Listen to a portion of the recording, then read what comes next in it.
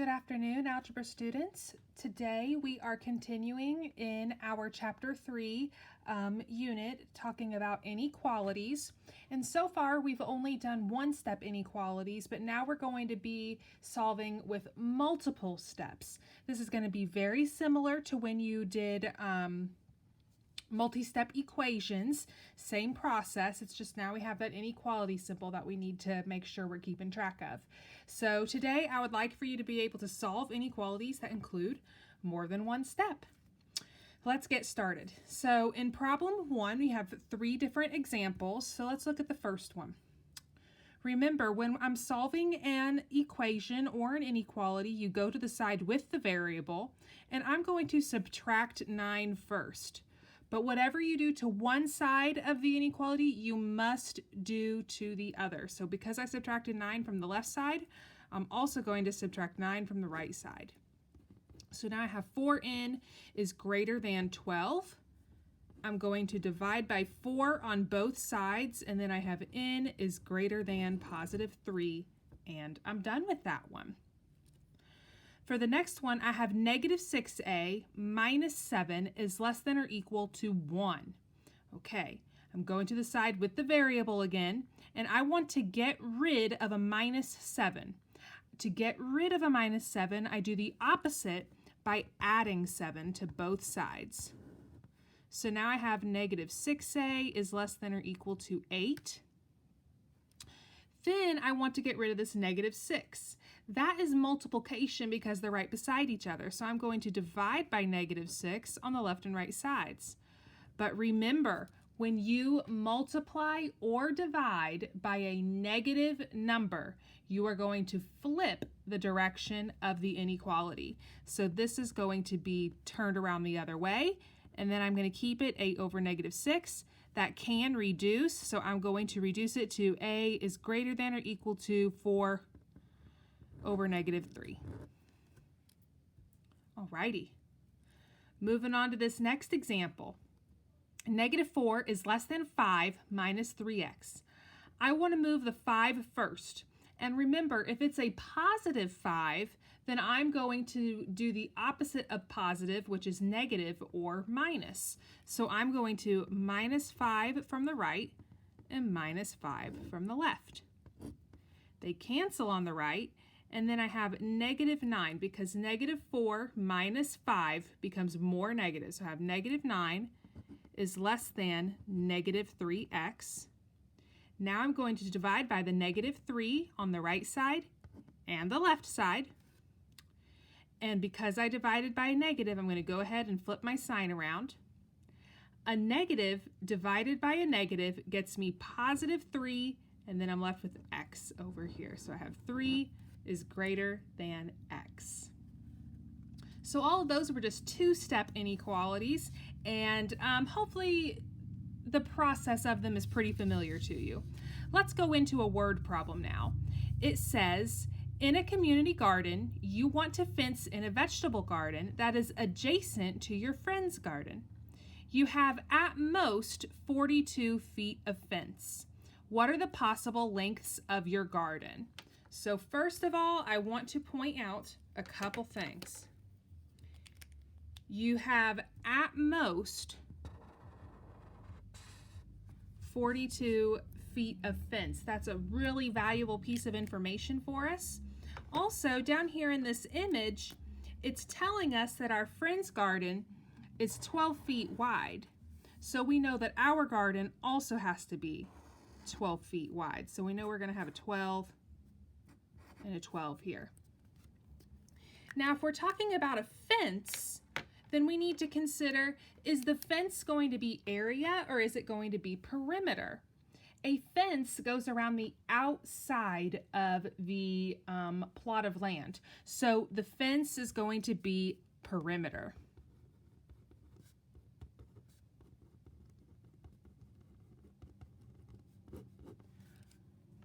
So right now, all I'm doing is just organizing my work and figuring out all the pieces that I need. Now, because the fence is the perimeter, I then need to ask myself, okay, how do you calculate the perimeter of something? The perimeter of a rectangle is going to be 2 times the width and 2 times the length. So we have 2w plus 2 length is going to equal the perimeter. That's what we know so far. But we already know that no matter what, it has to be at least 12 wide, because that's how wide we're automatically building it. So I can take that 12 and go ahead and put it into this little formula. So I'm going to have 2 times 12 plus 2 times the length, which is going to be 24 plus 2L. So this is going to represent possible perimeters. Okay, now that I have all of this figured out, I'm now going to set up my inequality. I have possible perimeters,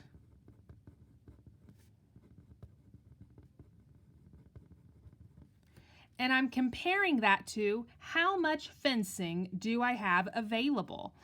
I'm comparing it to how many resources do I have. Now, do I want my perimeter to be more than what I have available or less than what I have available? We want our possible perimeter to be less than what we have available, because keep in mind, if we use more than what we have, then we won't be able to finish the project. So we either have to use less than what we have or the exact amount of the resources that are available to us. So now we can start inputting these values that we know. We know for possible perimeters that's 24 plus 2L is less than or equal to, and the available is the at most 42 feet of fence, so that's going to be 42. Now I'm ready to solve. I'm going to subtract 24 from the left and right sides. So now I have 2L is less than or equal to 18. I have to carry this over here. I'm going to divide by 2 on both sides, and L is going to be less than or equal to 9 feet. So I can have the length being 9 feet or 8.5 feet or 1 foot. As long as it's less than or equal to 9, then I will be okay. So let's do another example very similar to that. It says you want to make a rectangular banner that is 18 feet long. You have no more than 48 feet of trim for the banner. Sorry, that is a typo. That should be no. You have no more than 48 feet of trim for the banner. What are the possible widths of the banner? So let's draw ourselves an image. And here's our banner. And it's going to be 18 feet long. Just going to label it like that. So I have 18 and 18. But I don't know how wide I'm going to make it. So this is a rectangle once again. So I'm going to use my rectangle perimeter because the trim is going to be like this decorative, I don't know, kind of border around the edge. That's what the trim is going to do. So let's go ahead and write out our equation. So we're going to have 2 times the length plus 2 times the width is going to equal the perimeter. And we already know the length is 18, but we're trying to figure out what the width is. So 2 times 18 is 36. So we have 36 plus 2W is going to equal possible perimeters.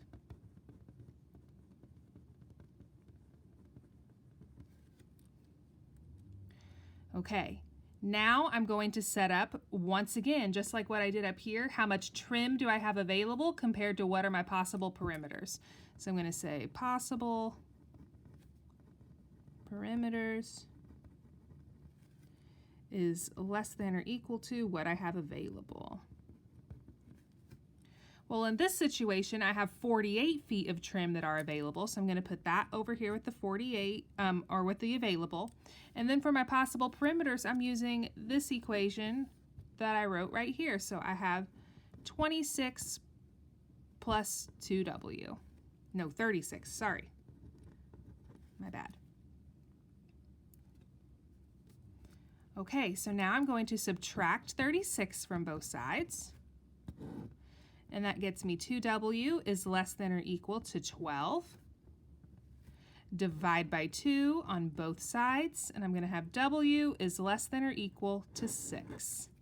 So here, as long as my width is 6 feet or less, then I will have enough supplies or material trim to go around my entire banner. All right, let's start working on the back side of those notes. And it should look like this for you. And let's look at problem 3. So this is no different than any other multi-step inequality. We just have distributive property in there. So we're going to work through this, and we just have a couple extra steps, and we're going to practice reviewing those right now. So remember, one of our first steps when we see parentheses in a problem, we want to get rid of them. So let's distribute this 3 across the parentheses, and then I'm going to rewrite my problem. So I have 3t plus 3 minus 4t is greater than or equal to negative 5. Now on the left-hand side, notice how I have 3t and negative 4t. Those are like terms, so I'm going to combine them. So this is 3t minus 4t, getting the sign from in front of the term. So this is negative t plus 3 is greater than or equal to negative 5. Now I'm going to subtract 3 from the left and right sides because I'm doing the opposite of what I see. So now I have negative t is greater than or equal to negative 8. Divide by negative 1. T is less than or equal to positive 8. Remember, I flipped the sign around because I divided by a negative number. So now I'm going to look at my answer options up here, and this 8 corresponds with the letter A.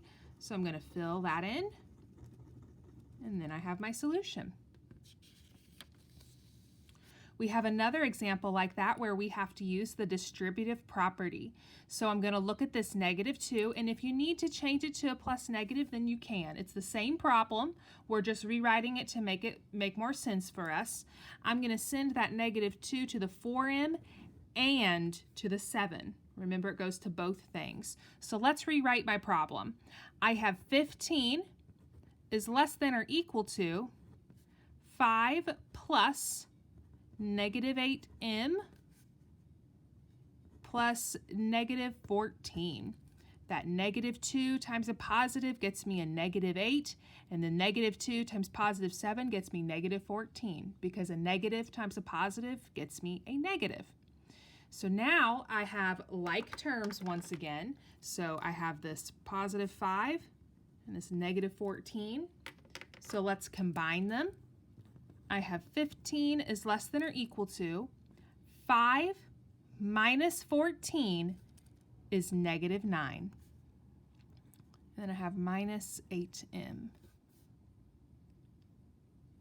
Okay, I want to move a negative 9. The opposite of a negative 9 is a positive 9. So I'm going to add 9 to the right and add 9 to the left. And I have 24 is less than or equal to negative 8m.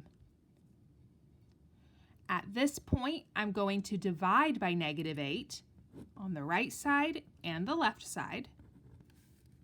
I'm going to get m is greater than or equal to, once again, I'm flipping the sign because I divided by a negative. Only when multiplying and dividing by negative numbers do you do this. And then I'm going to get, oh, sorry, you guys, I wrote that backwards. M is on that side. There we go. 24 divided by negative 8 is negative 3.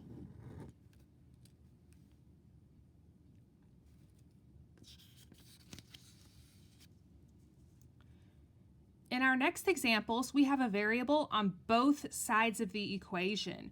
Remember, our first step is to get the variables together. So step 1, get the variables together. So I'm going to move this positive 3 in to the other side by subtracting it. So minus 3n to the left and right sides, and I have 3n minus 1 is greater than 9. After that, I'm going to start isolating this n. So I'm going to add 1 to both sides. I have 3n is greater than 10. Divide by 3 on both sides. And remember, because 10 over 3 cannot be reduced by any common factors, don't turn it into a mixed number, just leave it 10 over 3. So n is greater than 10 over 3, and I'm done.